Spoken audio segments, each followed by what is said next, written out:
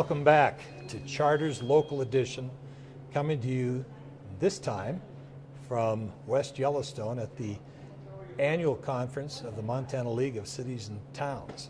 And with us right now is a gentleman who has been to 13 of them, he tells me, all of them as the mayor of Glendive, Montana. Mayor, I'm Mark Staples. I'm the host of the program. Welcome to Local Edition from Charter. Well, thank you, Mark and Charter, for having me and giving me an opportunity to speak to the people of Montana.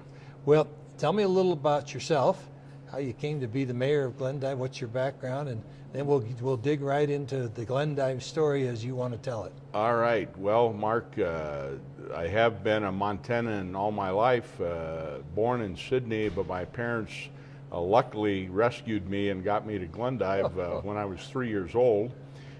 We had the Sydney mayor just leave, so you're safe. I know it. Well, I wanted to make sure that he saw that. Okay. But having moved to Glendive at the age of 3 and having my education, formal education there through grade school and Dawson County High School, I then ventured on to Montana State University in Bozeman, where I became a Bobcat for 4 years and was fortunate enough to play on 3 Big Sky State Championship. Our Frontier, let's start again. I was fortunate enough to be on 3 Big Sky Championship teams in the early what years in were the those? 60s. What years were those? From 64 through 68. Okay. And I don't want to downplay our neighbors to the west, but I'm one of the few Bobcats who can say we never lost to the Grizzlies. So that's sort of a thorn in their side, but we did accomplish that feat. Well, so we don't lose everybody in western Montana in one swoop. Why don't we move on to another subject here? Because you do want to have a...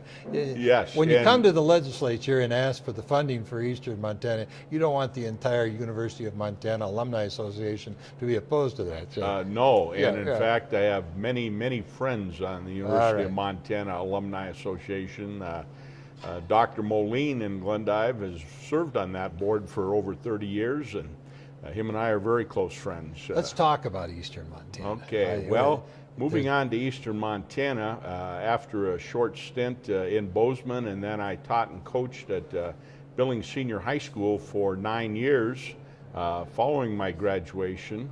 And then in 1977, I saw an opportunity to move back to Glendive and become an entrepreneur in developing what then was an oil boom going on in eastern Montana. And of course, at that time we thought it was going to last forever. In the mid-'80s, of course, that slowed down, and a lot of residents, including Glendivians, found work elsewhere, and our city population actually dropped from about 7,000 people to under 5,000.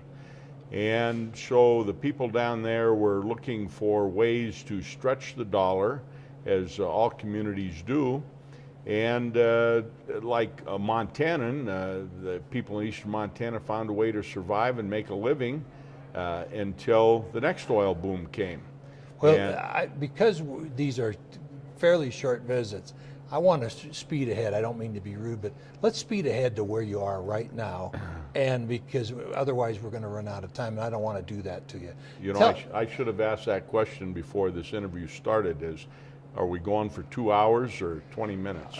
10 minutes. So I better really speed ahead. Yeah. The subjects I wanted to cover most quickly were the fact that we are on the edge of the Bakken there in eastern Montana.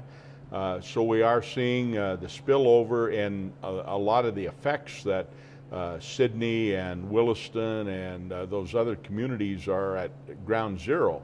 But our infrastructure is getting a double hit in that, A, not only was it old, 10 years ago and needed to be replaced, but now the increased demand from the building going on. We've had 4 new motels built in Glendive in the last 18 months. We have out-of-town and out-of-state contractors there putting up multifamily housing. new businesses. We've had 4 new big oil field companies move into Glendive. So your water, your sewer, it's all challenged. It's all challenged. And, you know, for the 5,000 residents that we officially list as being in our city, to pay for the millions and millions of dollars of new infrastructure that we're going to be required to put in is, I think, asking a little much.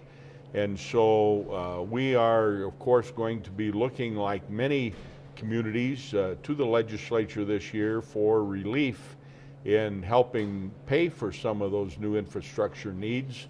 Governor Bullock has, of course, instituted a couple administrative programs through DNRC and the State Revolving Fund that have helped immensely with our financing of our new wastewater treatment plant.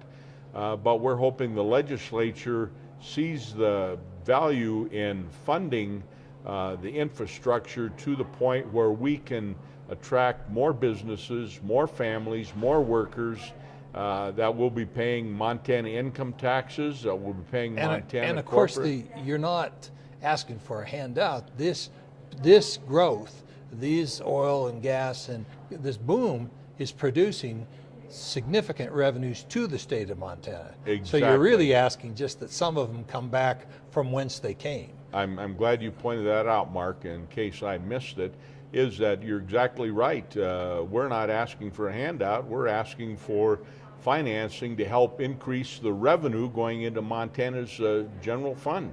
And there are between $250 and $300 million of oil and gas tax revenues helping fund the entire state of Montana, yes, including Kalispell and Missoula and Butte and Helena.